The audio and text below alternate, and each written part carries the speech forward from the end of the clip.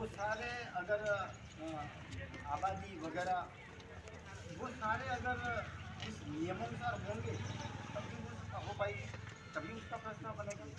और प्रस्ताव बनने का ऐसा कोई है ही नहीं। आगे से कोई ऐसा आगे कि ये सरड़ा नगर पालिका बनाने का प्रस्ताव आगे तब बनेगा।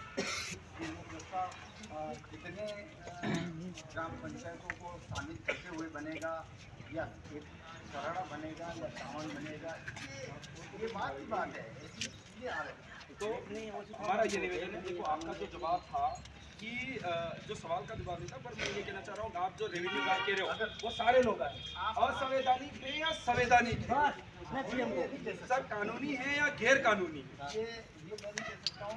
आप 5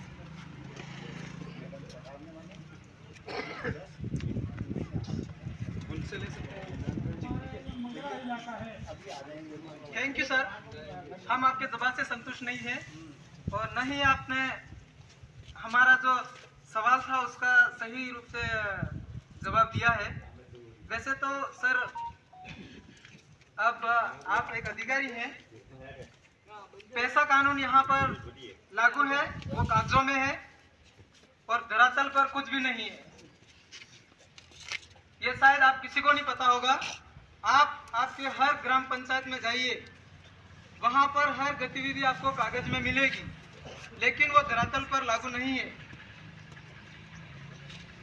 उनको भी पता नहीं है पैसा कानून है क्या, अधिकारियों को भी नहीं पता है कि पैसा कानून है क्या। इसलिए ठीक तरीके से संतोषप्रद जवाब अपने को नहीं मिलता है। सर, मैं आपके सवालों से संतुष्ट ना मैं हूं ना ये जनता। अगर इनको नहीं पता है तो इन्हें भी पता नहीं है। बस वैसे तो पैसा कानून जहां पर लागू है वहां पर नगर पालिका गैर संवैधानिक है और इस क्षेत्र में जितने अधिकारी भी हैं उन्हें भी नहीं पता है कि पैसा कानून है क्या। उनको सही तरीके से इस कानून को पढ़ लेना चाहिए, नहीं तो वो अधिकारी है लेकिन पढ़े लिखे अनपढ़ अधिकारी कहलाएंगे।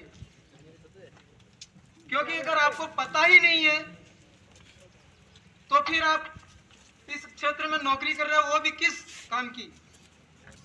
आपको इस यहाँ की जनता के भावों को समझना होगा, इनकी क्या मांगे हैं, और धरातल पर भी आपको समय समय पर निरीक्षण करना चाहिए ताकि हमारे लोगों को सही से हमारी क्या समस्याएं हैं और उनका क्या समाधान हो सकता है, ये भी आम जन से ही पता लगेगा।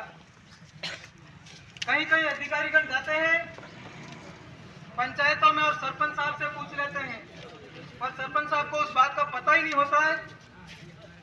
कोई सरपंच साहब है, नाराज मत होना, मैं सही कह रहा हूँ। अगर आपको नहीं पता हो तो मैं और भी बता दूं, उदाहरण दे दूंगा अभी। उनको ये भी नहीं पता है कि हमें सही तरीके से क्या लाभ मिलने चाहिए और क्या नहीं। इसलिए आज हम यहाँ एकत्रित हुए, बड़ी धूप भी है, लेकिन मुझे ऐसा लगता है कि शायद आज की ये जो संख्या है, अपन यहाँ पर आए हैं, अपना ये काम होकर रहेगा, हम कामयाब रहेंगे, ऐसा मेरा मानना है। क्योंकि अगर इतनी जनता यहाँ पर मौजूद हुई है और यहाँ के सरपंच या वार्ड पंच या उपसरपंच या पीएस मेंबर जो भी चुपके से ऐसा कार्य करते हैं कि नगर पालिका का प्रस्ताव लेते हैं। मैंने सुना था कि सराड़ा के सरपंच साहब भी नगर पालिका बनाने के लिए आगे होकर ज्ञापन दे रहे थे। मैं उन्हें भी अवगत करा देना चाह रहा हूं, या फिर आप में से कोई हो टट्टे बट्टे चमचे जो भी, या फिर नहीं भी हो तो भी उनको अवगत करा देना। आपको अगर मालूम नहीं है तो इस तरीके से हमारे अधिकारों का हनन नहीं करें।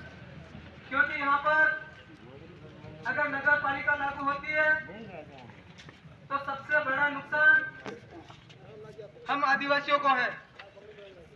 और वो नुकसान क्या है, अब मैं आपको सीधे तरीके से बताता हूँ। हमारे पास में अभी यहाँ पर जो लोग मौजूद हैं, उनमें से भी किसी के पास में खातेदारी में जमीन नहीं होगी। अधिक से लोग बिना नाम जमीन पे पड़े हुए। क्या मैं सही कह रहा हूँ? सही है। हमारे लोगों के पास में न तो पट्टा है, न कोई जमीन खाते है। और अगर नगर पालिका आएगी तो अधिकारी आएंगे, जो अभी साहब बोल रहे थे, नायब तहसीलदार साहब, एसडीएम साहब, ये खुद आएंगे, पुलिस प्रशासन का जाब्ता लेके आएंगे और अपने घरों को गिरा देंगे। अपने बाढ़ लगे हुए कब्जा किया हुआ सबको गिरा देंगे कि नगर पालिका का प्रस्ताव है और ये इस नियम में आता है, यूं करके अपने को बेवकूफ बना के गिरा देंगे। जो भी हाल में सोलंबर में हुआ, जो 50 साल से रह रहे थे। माननीय सुप्रीम कोर्ट का आदेश है कि जो व्यक्ति बिना नाम की जमीन पर 12 साल से रह रहा है तो उसका मालिकाना हक बनता है, न कि किसी सरकार का और न ही किसी प्रशासन का। क्या ये बात आपको पता है?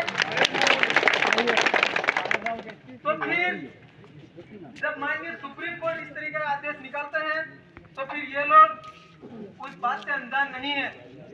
लेकिन इनके ऊपर आगे से बहुत बड़ा वजन रखा हुआ है।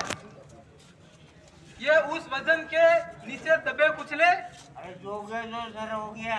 ज्यादा वजन होता है तो कहते नहीं है, नीचे से निकल जाता है, ऐसे निकलते हैं ये। और फिर ये आकर अपने को हटा देंगे। और सुनिए मेरी बात, नेला, उदयपुर नेला गांव है, वहां पर भी नगर पालिका जो नगर निगम है, वहां पर ऐसे ही अपने आदिवासी भाई थे और उनको जो मैंने अभी बताया वैसे ही उनको हटाया गया। आपको दूसरी जगह घर बनाने के लिए जमीन दे देंगे यूं। अब उनको जमीन कैसे दी? केवल एक घर बना, इतनी सी। बाकी वो वहां पर पशु बाड़ा था, जो आगे खेती कर रहे थे, वो कुछ भी नहीं मिला। तो आप खाओगे कहाँ, पशु कहाँ से रहोगे, पर कहाँ क्या करोगे? थोड़े दिन बाद भूमाफिया आएंगे, लंबे लंबे प्लॉट कट जाएंगे और अपनी जमीन ले ली जाएगी। ये सबसे बड़ा नुकसान है। इसलिए साथियों, अपने को ये काम